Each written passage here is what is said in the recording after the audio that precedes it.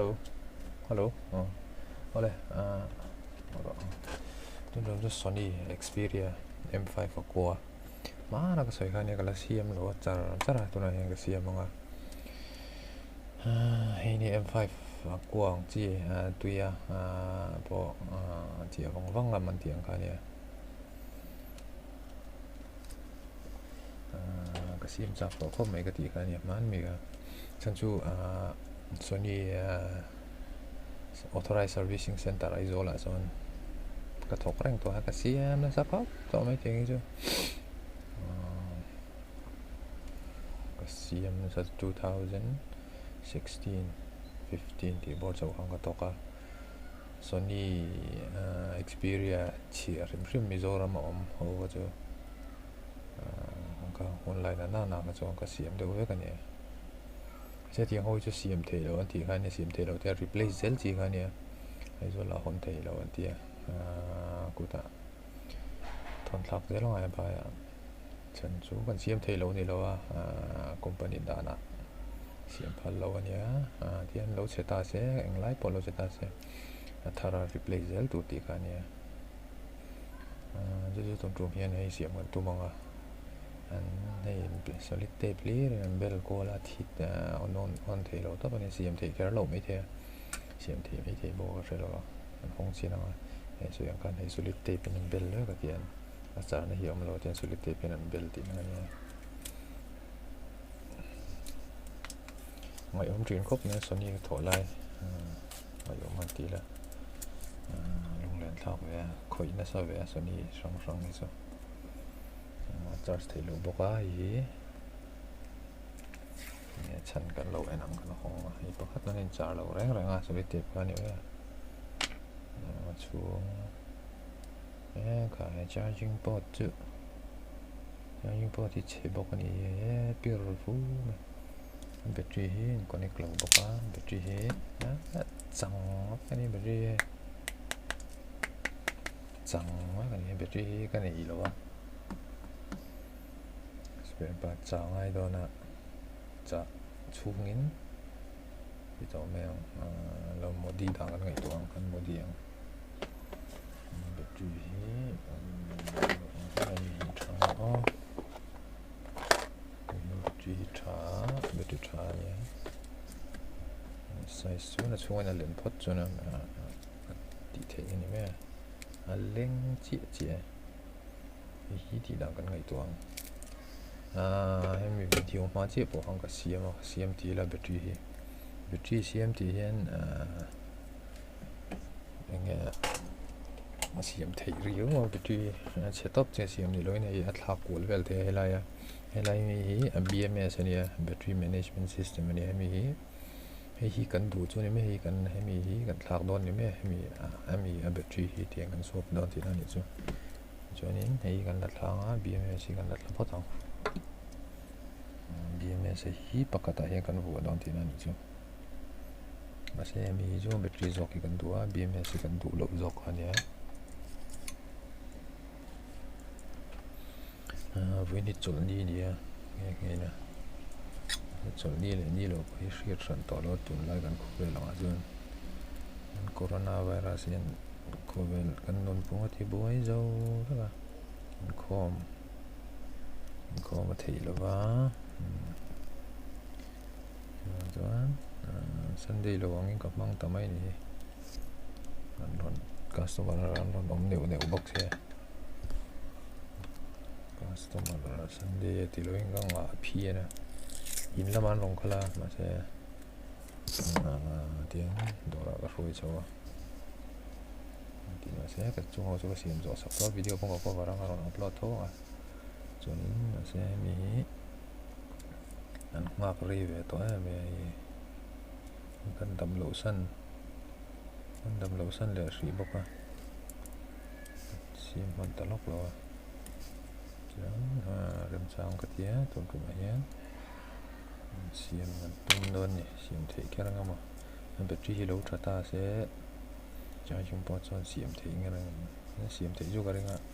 สีมันพอว่าสุดที่ห้องซะเสียงกันกระเทียมนั่นนี่เราว่ามันใช่ Sony cái cho có khỏi tắm vé mẹ phụ làm rồi tiền hay mi hi pakat kan tiang kan BMS kan lat suak lenga kan lat la lenga point này contact point hin bil lo pon thiu zai đi là jumperin kan ti to mai rồi nè kan lat la ngai hit na ngai ko me lai hit soldering iron setup power nat tak ti ngai san ju tui zoi ngai lại một hộp anti chết vậy chứ anti chết thì là anti bùng choán lo sẵn mấy mà xe chúng mi battery chứ BMS sau khi cần đủ cả nhỉ mà battery ta cái chỗ sọc vào cái khal với cả ring đàn choán thì original đi cái ring to lo battery này to lo chân chú sedang kan Sony original battery le battery lo du ka sang touring ka khoi tem ve tok to so kan a hon thei lo heng jo hon thei lo ti la hon phal lo wa se in lama office a chon office tin lo do la chon hong ai vak lo ma se in lama ka ho na tianga replace na tur pisa nei lo ho in lama ka sim sak thri lai zo na ka thol lai po kan so dia ka thol lai po kan ya la ta he BMS ni ta poi mo da ta chen he acha khali ta check lo kan multimeter ni kulo nge plus kulo nge minus kan ina wa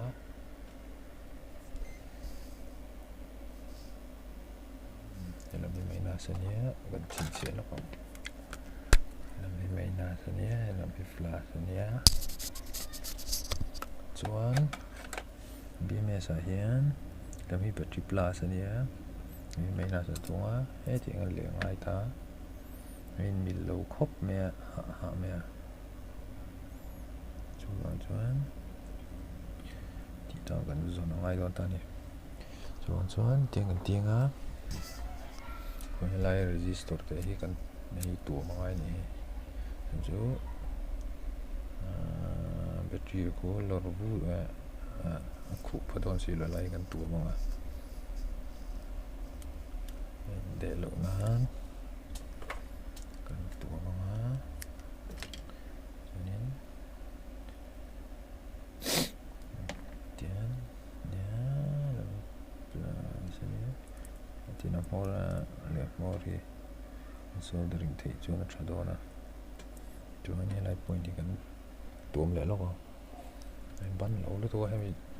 tape solid tape pa ngai kan pang mai tra tho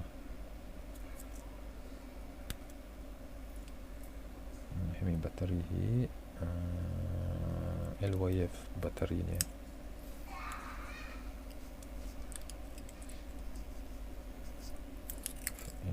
battery nia apang ai Sony hi 2400 ampere nia hi 4000 nia lokman tur hi original Sony original man tirain le deu to sang tirani chu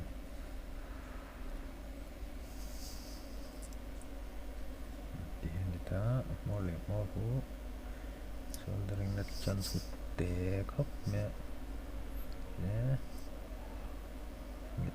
tìm chỉ cần tum đó nhé flux ta đó cho nên soldering wire bởi solder bởi liền chỉ cần mong ngay tìm được đón xe này nó BMS anh cần tạt phốt thằng tạt vum phốt thằng cho nên thì tweezer anh cần nem bê thằng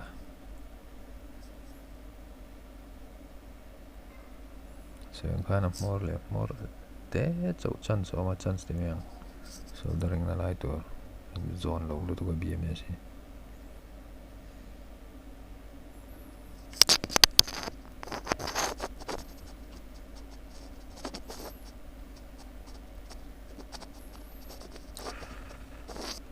kita le lam hian ti le nga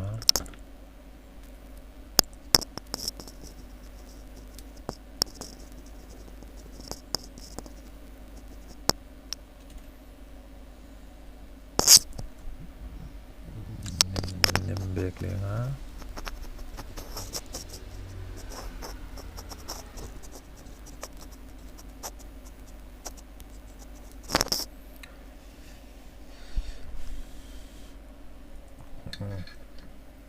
kita zating chuan test tila matutan 40 chi kan test lok nga 3.6 ania nung zo lo mai the ti chi na ngai an 3.6 lo riu me 3.7 3.8 vel tan le ngai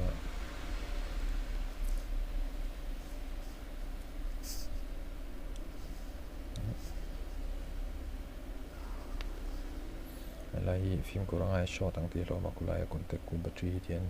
he ting ka ti kang le ni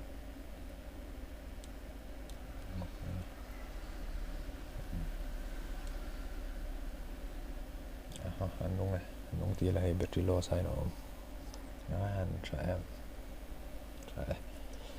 ti na nia battery chu battery hi thei dan dan ngan tu ma chu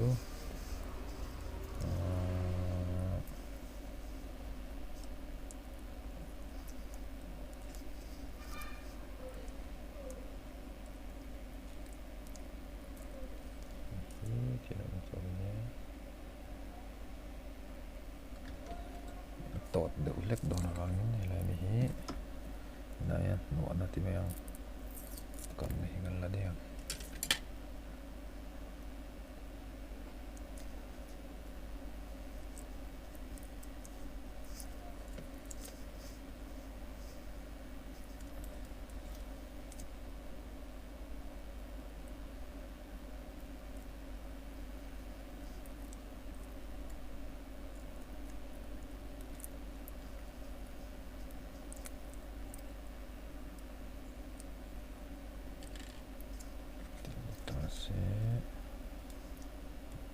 battery hi le na nga tot ve riu me ta hen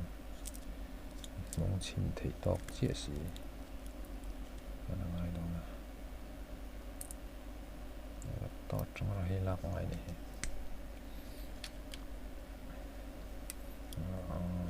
hi chu tha ngai phutila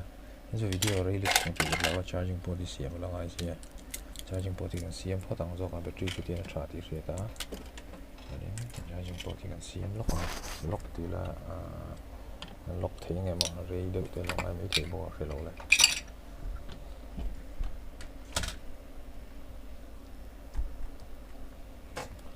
ko ta ma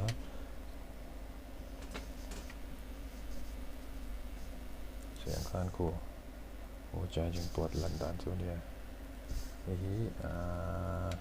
lại hiện hết thế là apa ngai cho original cho lại hiện pata hết thì nó mà connector hết thì nó qua tại hiện bị tụ rồi nè cho nên hiện người pin hậu cả chết cả này thì mình là ni mò và rất chế rồi thì nên xin qua rồi là xem ở charging port thì một đi tổ thì này mong chốt nè rồi hi tắc hi charging point dọc xuống here connector dọc hi chú thế là here là over secondary mic connector này cho nên hi charging connector này tại here vẫn do nó hay là positive VCC đấy ground here nước mình nó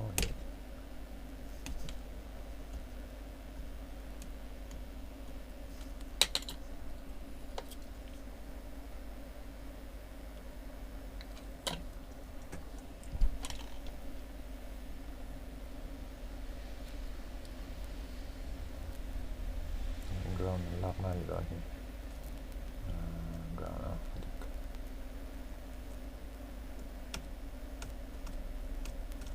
nó connector sorong nuôi mà thế sen chu kan mang to lo lo connector so thế đã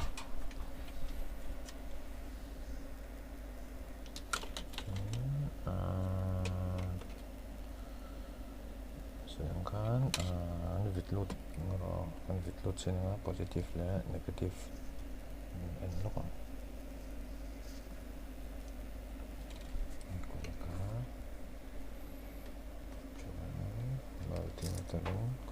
plus belum minus ini namanya contoh nih.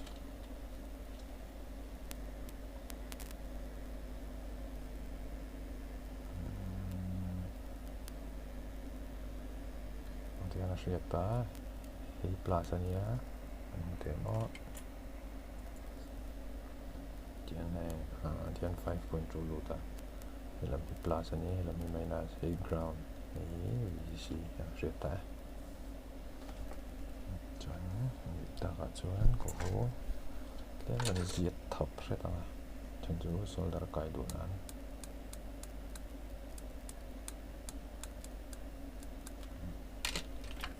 thì nó solder kéo gần tắt đó charging line chỉ cần xem thôi nó sửaกันchú tột mấy chuyện chân chú tổng rất là dọn vóc ha chú bể lót cho nó rất cho to cái này sửa tổng data line thì cái chú xem được lắm nha cái chỗ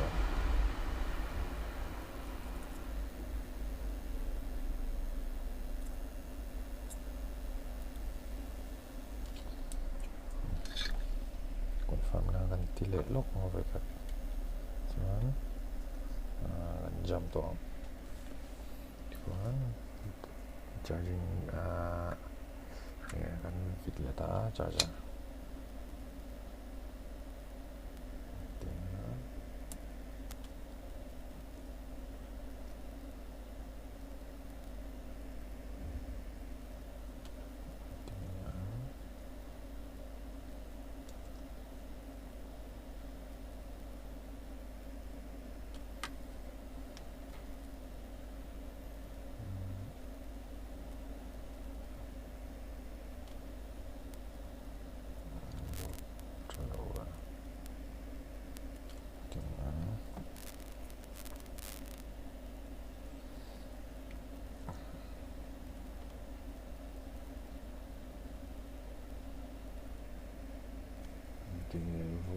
lụt tóc như nó chạy ra đi có cái bà lực của số vàng ấy thôi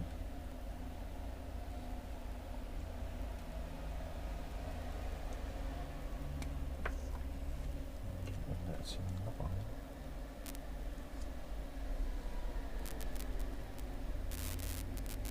trên cái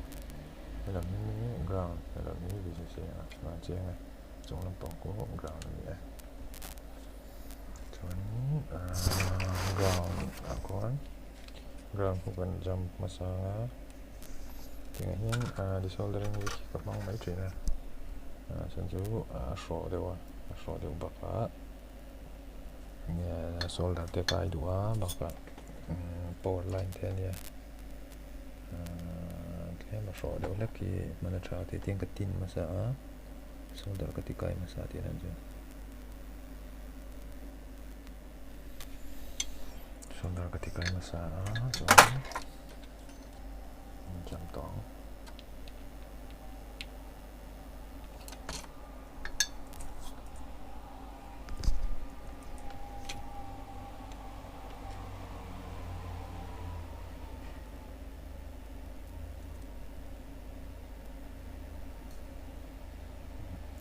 chạy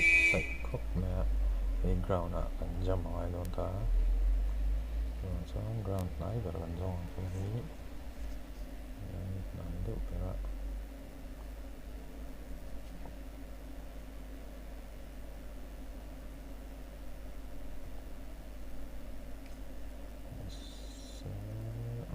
chịu nè nói này không trả nhà mày xì liên tục cho nó nghịch lậu chuyện này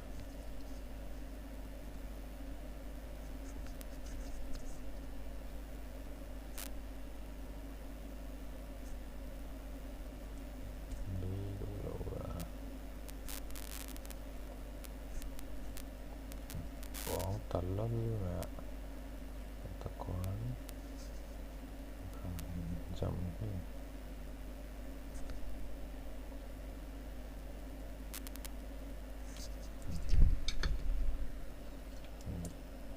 ta trong góc là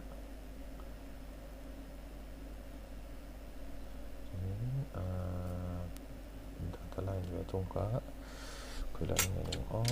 cho là ngay đó này headphone thì là nó còn ngay headphone point thì nó không mình cái ring mà man jam nani nó có phải nó gần số lốc lên nhưng mà gì cái gì thế rồi à gì cái này thì gì chuyện anh data tin mà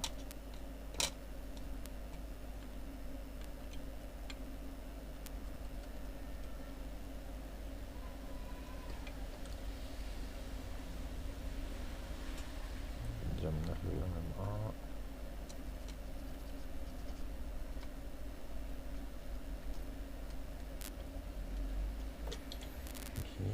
để lúc nó mặc thì mình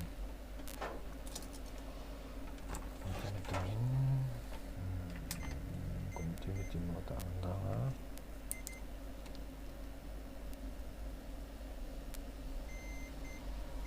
gạo là nhiều chuyện á plus về thôi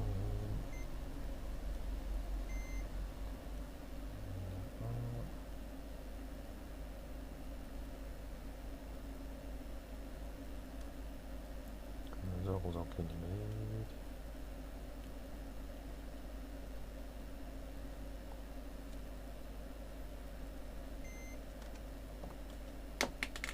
phần mềm của lóc còn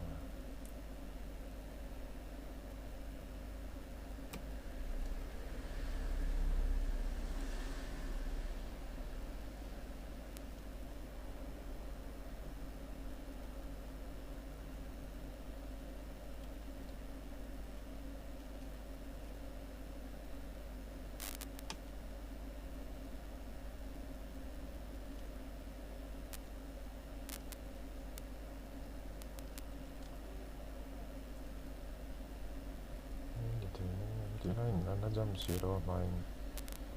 jump nó có cái này nhỏ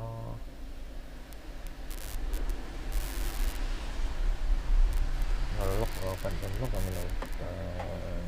cái vấn đề phải lock bằng cái giống lo video để tụi bạn làm gì lên ta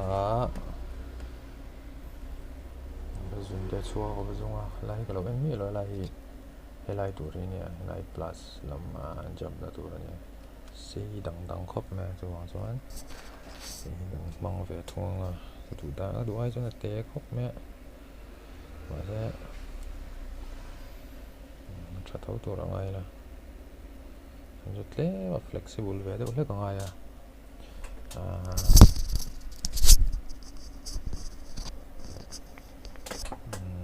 chân su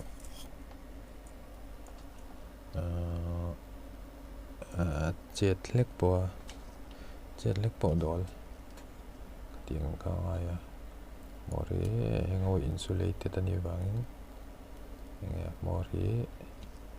kan diệt khóc lek cao á cho nên là mình sử dụng cái plus này ni kan tít đó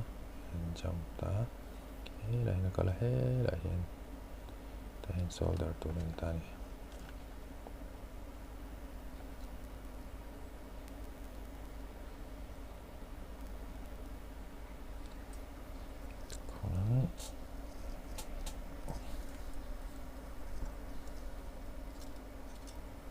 solder claim kan tabel lên á